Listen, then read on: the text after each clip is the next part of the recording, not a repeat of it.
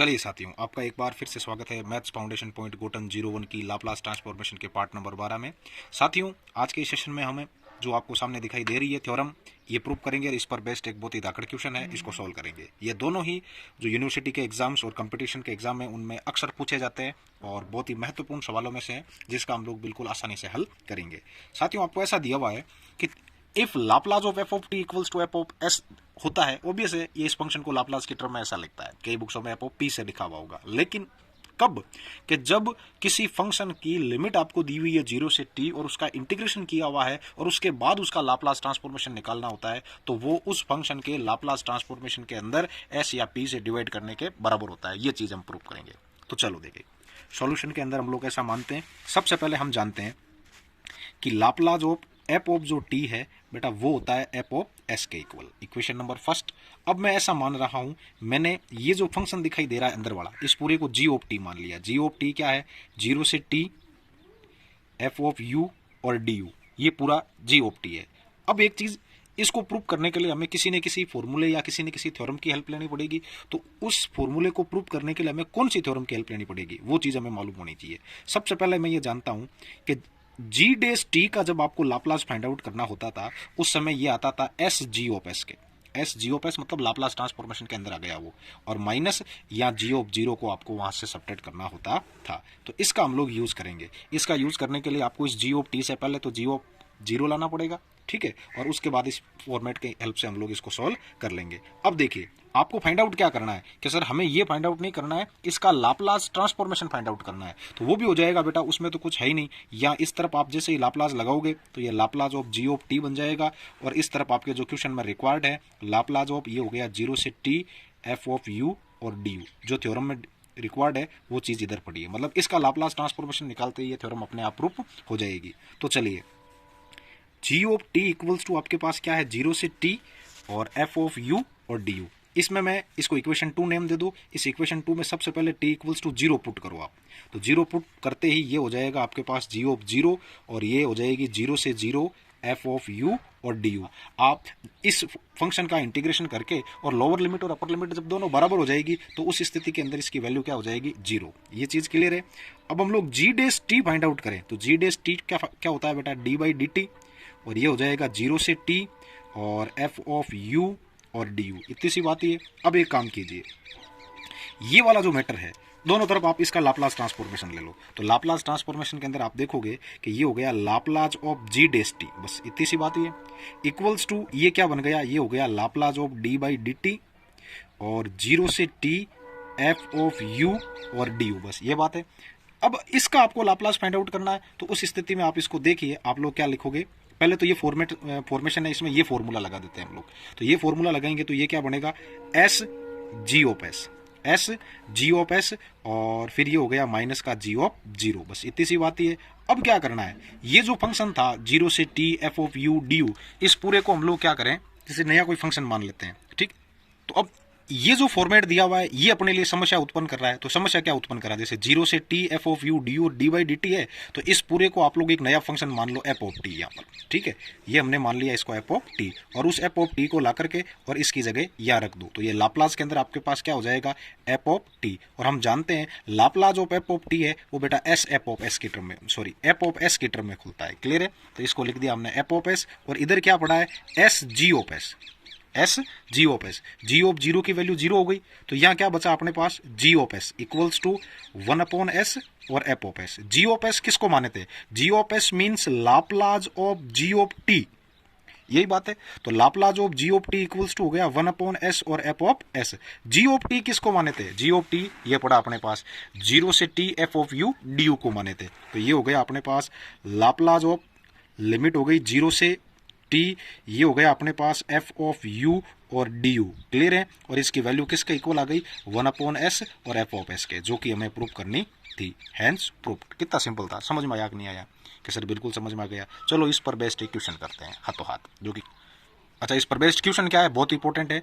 Find the Laplace transformation of 0 से T 1 minus e की power minus 2x by x, ठीक है। और इसका जो आंसर है वो आंसर जहां तक मुझे याद है बेटा ये आएगा 1 अपॉन एस लॉग, और इसका जब हम लोग लाप्लास ट्रांसफॉर्मेशन करेंगे तो वो आ जाएगा आपके पास 1 प्लस 2 बाई एस, ठीक है। ये शायद इसका आंसर है। वो तो बाद में पता चलेगा ये है या नहीं है। चलिए पहले इसको सॉल्व कर लेते हैं। चलिए साथियों, ये रहा क्वेश्चन, और इसको सॉल्व करने से पहले आप लोगों को ये मालूम होना चाहिए कि इसके अंदर जी ऑफ टी भी बड़ा ही विचित्र फॉर्म में है। क्या है? 1 माइनस ई की power minus 2x by x.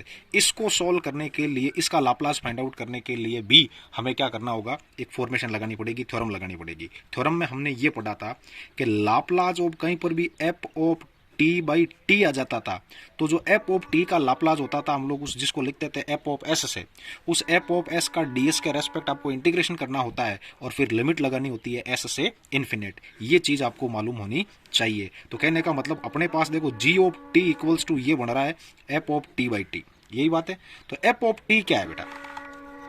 F of T अपने पास है ओनली 1 माइनस ई की पावर माइनस 2x, बस इतनी सी बात है। इसका मैं लाप्लास फाइंड आउट करूं तो Laplace of F of T क्या होता है? Laplace of F of T 1 का लाप्लास तो हो जाएगा आपके पास 1 अपॉन एस माइनस ये ई की पावर माइनस 2 वाली फॉर्मेशन हो गई ना, तो उसमें ई का देखो एक्स का जो साथ कोफिशिएंट क्या है -2, वो एस में से सब्ट्रैक्ट हो जाएगा, तो एस माइनस माइनस क्या हो जाएगा? +2। अजी फॉर्मूला था, याद करो, लाप्लास ऑफ कभी भी ई की पावर एक्स और एफ ऑफ एक्स डीएक्स होता था, तो उसमें इसका लाप्लास ट्रांसफॉर्मेशन क्या होता था? F of S. उस एस में से एक्स का कोफिशिएंट कितना है? ए, उसको हम लोग घटा देते थे। ठीक है, तो इसके साथ कुछ भी नहीं है, इट्स मीन्स ए के गुणा में ए का लाप्लास तो 1 अपॉन एस होता है, और उसमें से -2 घटेगा तो माइनस माइनस +2 हो जाएगा। ये किसका लाप्लास ट्रांसफॉर्मेशन आया है? ये लाप्लास ट्रांसफॉर्मेशन आया है 1 माइनस ई की पावर -2x का। क्लियर है? क्या आया है? 1 upon S minus S plus 2। अब क्या करना है? हमें लाप्लास फाइंड आउट करना है 1 माइनस ई की पावर -2x बाई एक्स का। 1 माइनस ई की पावर -2x बाई एक्स का, इसका जैसे ही लाप्लास फाइंड आउट करोगे ये s से इन्फिनिट हो जाएगा, और ये 1 अपॉन एस माइनस यहाँ हो जाएगा s+2, क्योंकि F of S D S हो गया ना बेटा। ठीक है, तो 1 अपॉन एस का जो इंटीग्रेशन है वो तो सीधा ही आपके पास log s हो जाता है, और इसका इंटीग्रेशन हो जाएगा log s+2, और इन दोनों के ऊपर आप लिमिट क्या लगा दोगे? s से इन्फिनिट। आप एक फॉर्मूला जानते हो, log m minus log n equals to log m by n होता है, तो ये हो गया log s बाई s+2, बस इतनी सी बात है। लिमिट हो गई अपने पास s से इन्फिनिट। एक काम कीजिए, इसको थोड़ा अच्छे तरीके से ऊपर और नीचे दोनों तरफ s से डिवाइड कर दो, तो ये तो हो जाएगा 1 अपॉन 1 प्लस 2 बाई एस, बस यही बात है। अब लिमिट अप्लाई करो इसमें, जैसे ही आप लिमिट अप्लाई करोगे इन्फिनिट रखोगे तो ये बन जाएगा log 1। क्यों? क्योंकि ये 1 और 2 बाई इन्फिनिट 0 हो जाएगा, तो log 1 बचेगा, log 1 बाई 1, और माइनस जैसे ही आप s अप्लाई करोगे ये हो जाएगा log 1 upon 1 plus 2 by S as it is. log 1 की वैल्यू 0 होती है बेटा, ये माइनस पड़ा है, और log में जब कभी भी आप बेस और इसको बदलते हो, ठीक है, तो माइनस माइनस प्लस हो जाता है, या अदरवाइज आप इसको ऐसे भी लिख सकते हो कि ये हो जाएगा, प्लस कर दो यहाँ कर दो log, ये हो गई 1 प्लस 2 बाई एस, इसकी पावर अभी -1 है ना। अब ये -1 एक और ऊपर गया, वो माइनस माइनस +1 हो जाएगा। ये वाली बात भी आप याद रख सकते हो। तो ये हो गया log 1 प्लस 2 बाई एस के सर थे मानी गेला मत बढ़ाओ। अब बेटा गेला कहीं बढ़ाओ, सीधी सी बात है, आप जाना -log 1 अपॉन एम है, इन आप -log m री पावर -1 लिख सका, ये -1 ने आगे भेज दो, minus minus plus log m बन गो, बात तो बताइए। ठीक है, तो अपने पास क्या, अभी तक हमने ये फाइंड आउट कर दिया लाप्लास ऑफ 1 माइनस ई की power -2x by X equals to ये आया अपने पास log 1 प्लस 2 बाई एस। यहां तक ये चीज समझ में आई कि नहीं आई? कि सर बहुत शानदार तरीके से समझ में आ गई। अब असली गेम स्टार्ट होता है आगे। तो असली गेम आपके पास क्या है? वो ये दे, असली गेम ये है, हमें लाप्लास इसका फाइंड आउट नहीं करना था बेटा। लाप्लास हमें फाइंड आउट करना है लाप्लास ऑफ 0 से t दिया हुआ है, और 1 माइनस ई की पावर -2x बाई एक्स दी हुई है, इसका लाप्लास फाइंड आउट करना है। अभी हमने एक पीछे थ्योरम पढ़ी थी, लाप्लास ऑफ 0 से t, और इसको हम लोग g ऑफ t लिखते थे, या जो भी अंदर f ऑफ t फंक्शन होता था उसका इंटीग्रेशन सीधा हो जाता था 1 अपॉन s, और f ऑफ s बन जाता था। याद करो था कि सर बिल्कुल यही था। तो ये तो हो गया अपने पास 1 अपॉन s, और f ऑफ s की वैल्यू क्या है अपने पास? एफ ऑफ एस की वैल्यू है log, और ये हो जाएगा 1 plus 2 by S, log 1 upon 1 plus 2 by S, और ये इसका आंसर है। बस क्या तकलीफ है, कितने आसान, मतलब कितने सिंपल वे में हमने इसको सॉल्व किया। एक बार अपना आंसर देख लेते हैं, पीछे क्या लिखा था हमने, आता है कि नहीं आता हमें। बिल्कुल देखिए, सेशन के स्टार्ट में हमने लिख दिया था 1 upon S log 1 plus 2 by S, था ना, बिल्कुल आसान। चलिए आपकी इच्छा है तो इस पर बेस्ड एक आध क्वेश्चन और लेते हैं, वो भी देख लेते हैं। दूसरा क्वेश्चन बहुत सारी यूनिवर्सिटियों में बहुत बार पूछ रखा है, क्या प्रश्न, वो बहुत इंपॉर्टेंट प्रश्न है, इसको बिल्कुल हल्के में नहीं लेवे। हल्का तो जब हम इसको सोल्व करेंगे तो ये ऑटोमेटिक हो जाएगा। तो सॉल्यूशन के अंदर देखो, आपको लाप्लास फाइंड आउट करना है 0 से t sin x by x का। हमने अभी अभी एक फॉर्मूला पढ़ा है, क्या पढ़ा है कि लाप्लास के अंदर कभी भी 0 से t, और आप लोगों को 0 से t और f ऑफ t मिल जावे, ठीक है, तो इसका लाप्लास ट्रांसफॉर्मेशन सीधा सा है 1 upon s f of s होता है। क्लियर है। लेकिन अपने पास यहाँ एफ ऑफ टी ही क्या है, एफ ऑफ टी है बेटा साइन एक्स बाई एक्स। तो पहले तो इसका लाप्लास फाइंड आउट किया जाए। अब आप लोगों को ये चीज़ मालूम होनी चाहिए कि लाप्लास ऑफ पहले साइन एक्स निकालो। तो लाप्लास ऑफ जो साइन एक्स है वो 1/1 प्लस पी स्क्वायर या पी स्क्वायर प्लस 1 होता है, क्लियर है। लेकिन जब Laplace of F of x by x कभी भी फाइंड आउट करना पड़े तो उस स्थिति में ये एस से इन्फिनेट या पी से इन्फिनेट और F of S D S बन जाता है बेटा। थ्योरम टू थ्योरम है, आपको थ्योरम याद होनी चाहिए। थ्योरम याद है तो अच्छे तरीके से आप प्रश्नों को सॉल्व कर सकते हो। तो Laplace of sine x, Laplace of sine x by x, इसका बहुत ही सिंपल वे में एस टू इन्फिनेट, और ये इसका जो अच्छा पी की टर्म में ले रहे हैं बेटा, कोई बात नहीं, इसको यहाँ पी कर दो, यहाँ पी कर दो, उससे कोई फर्क नहीं पड़ेगा।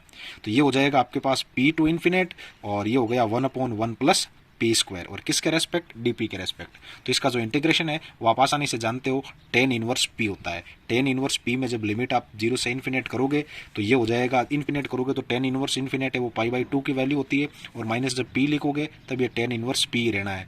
पाई/2 माइनस टेन इनवर्स पी है वो आपके कोट इनवर्स पी होता है बेटा, इनवर्स टेक्नोमेट्री के फॉर्मूले से।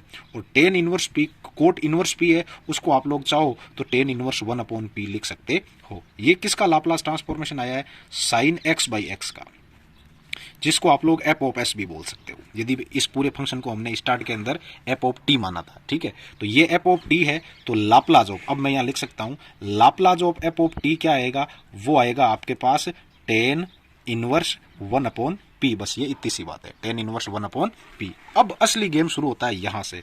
हमें लाप्लास तो फाइंड आउट करना है ही, लेकिन इंटीग्रेशन के अंदर, लाप्लास में इंटीग्रेशन के अंदर 0 से t है, और ये हो जाएगा आपके पास साइन एक्स बाई एक्स और dx। तो इस अंदर वाले मैटर का जो इंटीग्रेशन होता था उसको आप लोग एफ ऑफ पी या एफ ऑफ एस से लिखते थे। जब एफ ऑफ एस लेते हो तब आपको एस से डिवाइड करना है, और जब एफ ऑफ पी लेते हो तब आपको इसको पी से डिवाइड करना है। तो 1/p 10 में 1/p एफ ऑफ पी, तो ये तो हो गया 1/p, और ये हो जाएगा आपके पास टेन इनवर्स 1/p। ये इसका आंसर आएगा।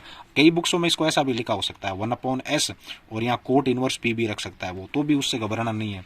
या अदरवाइज ऐसा भी हो सकता है, आपको कई जगह ऐसा लिखने को मिले कि सर हमारे तो आंसर 1/s और कोट इनवर्स s के टर्म में है, तो भी वो एक ही बात है। कितना आसान था, समझ में आया कि नहीं आया, जरूर बताएं। Thank you.